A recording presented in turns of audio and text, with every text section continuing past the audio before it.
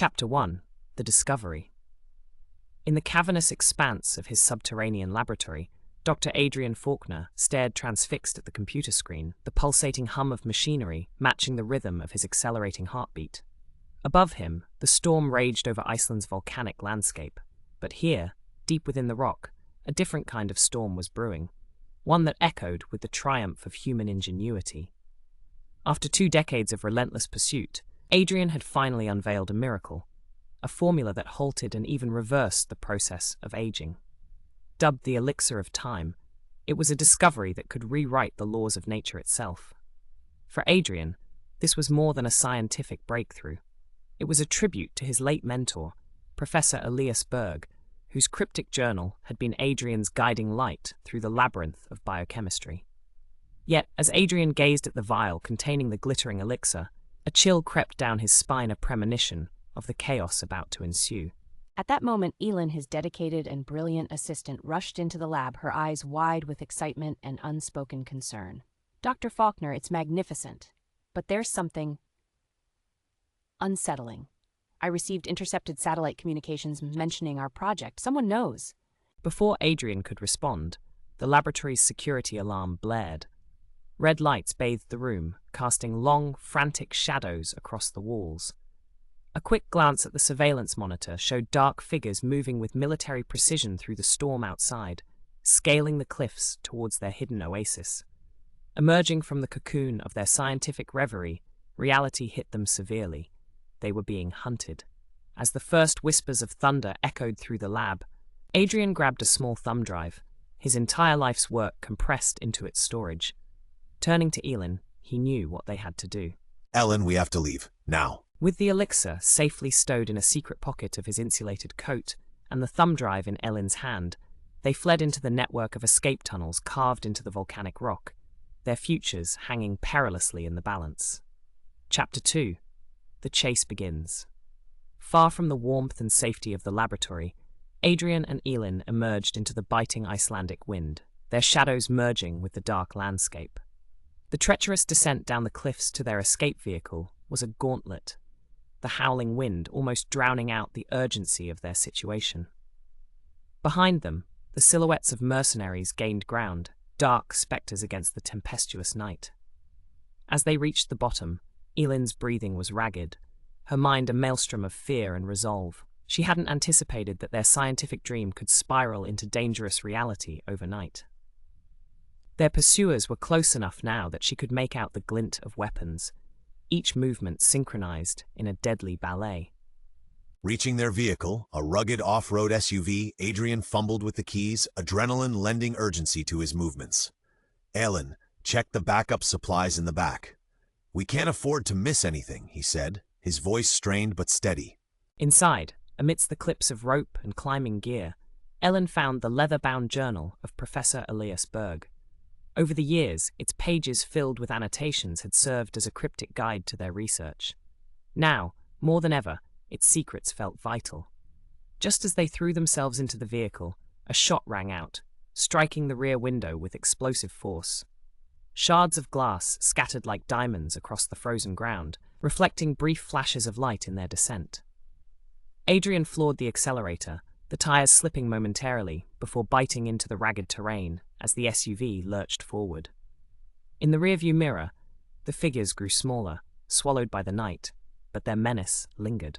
"Adrian, why aren't we heading to the authorities?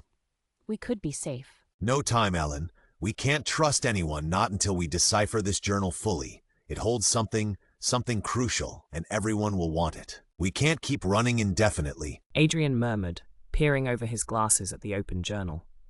The yearning in his voice mirrored the exhaustion etched into every line of his face. "We need to understand what Elias was trying to tell us." Ellen turned the pages delicately, her eyes skimming across the notes and diagrams. She stopped at a particularly dense section filled with equations and annotated sketches of a molecular structure eerily similar to their Elixir of Time. "Elias mentions a key, a catalyst that stabilizes the compound for safe human integration." She read aloud, excitement mingling with curiosity. Adrian repeated, his eyes lighting up with comprehension. "Of course, the elixir isn't complete without it. But what is it? They spent hours deciphering the complex code, uncertain whether it would lead them to safety or doom. Underneath the dense text, Ellen noticed an unusually neat line, almost as if it had been added much later. Seek the solstice where shadows converge. The cryptic message sparked a realization. An old story Elias had once mentioned about a hidden laboratory in Florence, dated back to the Renaissance, a place built by alchemists who sought the secret of life itself. Could Elias have hidden the catalyst there? We have to go to Florence. Ellen declared, urgency lacing her voice. It fits the clue. The solstice, the shadows, it's the only way. Before Adrian could respond, a noise at the door caught their attention. A soft scratch, then silence. Suspense tightened the air. We were too focused, we didn't notice. Adrian whispered, gripping the journal tightly. Ellen nodded, eyes wide. The weight of their decision pressed heavily on them as the door creaked open a fraction. They weren't alone. Chapter 4. An unexpected ally. An intense quiet followed as the door opened further, revealing a slender figure silhouetted against the dim hallway light. Adrian and Ellen tensed, bracing for confrontation. But as the figure stepped into the room, their expectations shattered. It was a young woman, her presence commanding yet unthreatening. She glanced between them before softly closing the door behind her. I'm not here to harm you. She began, raising her hands in a gesture of peace. Her accent hinted at a European heritage. My name is Sophia, and I believe our interests align. How can we trust you? Adrian studied her with suspicion. Because if I wanted your research, I'd have taken it already. Sophia replied calmly, gesturing toward the journal. Her eyes were sharp and calculative, reflecting intelligence and perhaps genuine intent. The men outside, there's a safe way past them, but only if we leave now. Ellen exchanged a glance with Adrian. Trust was a luxury they couldn't afford, yet something about Sophia's demeanor suggested she had more than just her own benefits in mind. Why help us? Let's say I have a vested interest in keeping this... She nodded toward the journal. Out of the wrong hands. A distant noise from outside the hostel hinted at the presence of their pursuers. Hesitation was no longer an option. Spurred into action, Adrian grabbed his belongings, with Sophia leading the way. They slipped out through a hidden passage Sophia seemed unusually familiar with, navigating the labyrinthine corridors undetected. The night swallowed them once more as they emerged into Reykjavik's narrow streets. Sophia waved them toward an inconspicuous sedan parked discreetly in a shadowed alley. We must cover significant ground before dawn if we're to reach the airport unnoticed. As they drove through the sleeping city, Adrian's mind raced with possibilities. Each turn seemed to carry them further from danger, yet deeper into a web of intrigue that threatened to entangle them all. With Florence as their looming destination, a question hung in the air. Could Sophia truly be trusted, or was she just another player in this high-stakes game? And as the night wore on, Adrian couldn't shake the foreboding sense that they had merely glimpsed the edge of the secrets lying ahead. Chapter 5. The Shadows of Florence. Morning light unfurled over Florence as the trio arrived, the cityscape infused with golden hues of history and architecture. The cathedrals and cobbled streets whispered tales of the past, cloaking the modern city with an aura of timeless mystery. Adrian, Ellen, and Sophia navigated through alleys steeped in Renaissance glory, accompanied by the chatter of tourists and locals embarking on daily routines. Despite the facade of normalcy, the tension of imminent danger lurked beneath the surface, ever present in their hurried steps. Where exactly are we headed? Adrian asked, eyes scanning their surroundings for potential threats or hidden allies. We're looking for a lab built in the 15th century, part of the Forgotten Alchemists Guild. According to the journal, it should be beneath Piazza della Signoria. Recognizing the potential relevance of the cryptic solstice clue, they made their way to the acclaimed square. The imposing sculptures and shadowed arches bore witness to their silent determination. Sophia occasionally paused, scouting their surroundings with the vigilance of a seasoned scout. In the shadow of the Palazzo Vecchio, they found the inconspicuous entrance, an underground network of tunnels hinted at in the journal. Sophia expertly unlocked the hidden gate, revealing a spiraling staircase descending into the enigmatic underworld. Hearts pounding with anticipation, they ventured into the forgotten realm beneath Florence, each step inadvertently bridging time between themselves and the past's invisible architects. Inside, the air was dense with ancient secrets. The narrow corridors interlinked in a labyrinth, the walls echoing whispers of ghostly patrons. Torchlight revealed faded murals, alchemical symbols painted in shadowy frescoes. Elin eagerly turned to a passage inscribed with Elias's symbols, revealing a faded inscription. Here it is. This chamber aligns with the solstice at high noon, casting a shadow that reveals a keyhole. As the significance dawned on them all, an unexpected noise reverberated in the corridors, the steady thump of approaching footsteps, followed by hushed voices detailing the trio's presence. Sophia's expression shifted to resolve. Their second, unwelcome encounter was upon them, with the looming question of whether their sanctuary's hidden knowledge could be salvaged before it was too late. Chapter 6: The Chamber of Shadows. The tension in the air was palpable as Adrian, Elin, and Sophia hastened into the innermost chamber, grateful for the fleeting isolation it provided. It was circular, cavernous, and bathed in eerie shadows cast by fissures in the stone ceiling, designed meticulously to act in concert with the sun's solstice alignment. They moved swiftly, driven by the ticking clock, aware their pursuers hovered precariously close. Elin, tracing her finger over the weathered etchings on the walls, sought the elusive keyhole detailed in the journal. Time itself seemed to contract as she searched, their moments suspended in tandem with the chilling crescendo of nearing footsteps. Found it. Sophia, can we trust you to help us get this out of here? Adrian's voice was tinged with urgency, confronting the inevitability of betrayal or loyalty. My allegiance is to preserving what Elias believed in the potential for good.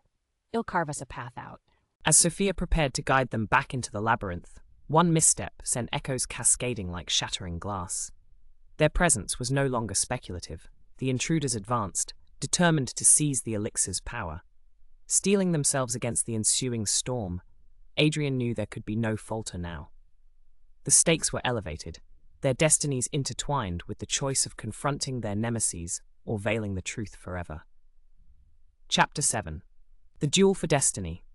The chase through the labyrinthine tunnels beneath Florence felt like tumbling through time itself, the shadows morphing into spectres of long-lost defenders as Adrian, Elin, and Sophia raced through the stone passageways.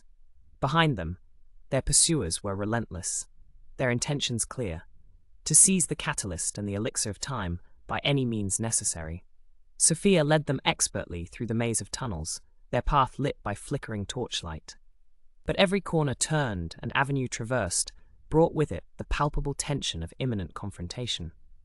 As they rushed forward, Adrian felt the weight of Elias' legacy on his shoulders, the culmination of a journey meant to extend life hanging in the balance. Finally, they emerged into a broader chamber, a grand hall seemingly constructed for forgotten assemblies. This was where the final act would play out, nowhere left to run. Their adversaries poured into the chamber behind them, a cadre of mercenaries, orchestrated by an enigmatic figure whose face was shrouded in shadow, but whose intentions were anything but. Dr. Falkner, all we ask is the knowledge you hold. Cooperation will ensure your safety. The leader's voice reverberated through the stone chamber, carrying a tone both mocking and menacing. This knowledge is neither mine nor Adrian's to give. It was meant to uplift humanity, not subjugate it. Yet Sophia stood firm, her eyes glinting with defiance. Then the decision is made. He signaled to his men, who approached with measured intent. At that moment, a sudden cacophony erupted, the snapping sound of rapid-fire machinery. The ensuing chaos dismantled the immediate threat, mercenaries retreating as shadows rained from above.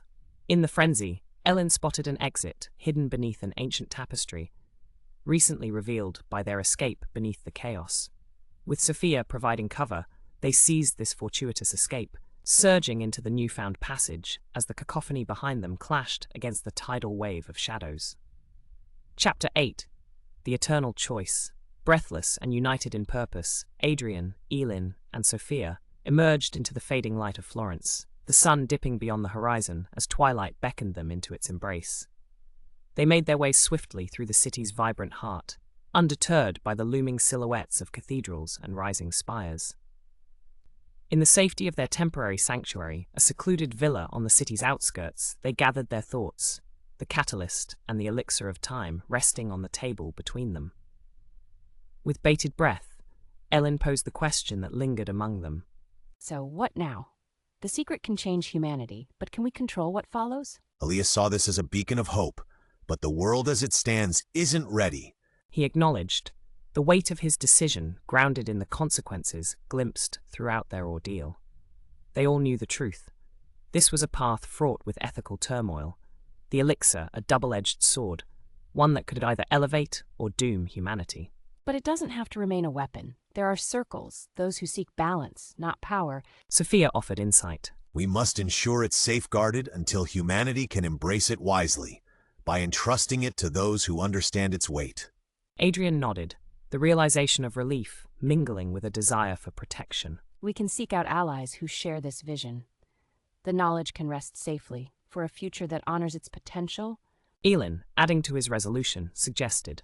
Thus, they chose to dismantle the formula, spreading its pieces among verifiable allies. The catalyst locked away with guardians sworn to preserve its integrity.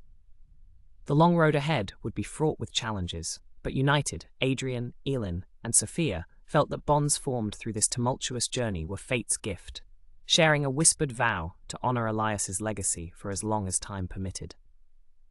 As dusk turned to night, they stood as silent sentinels against the tyranny of time, serene in the knowledge that while life must remain finite, the hope for humanity remained infinite.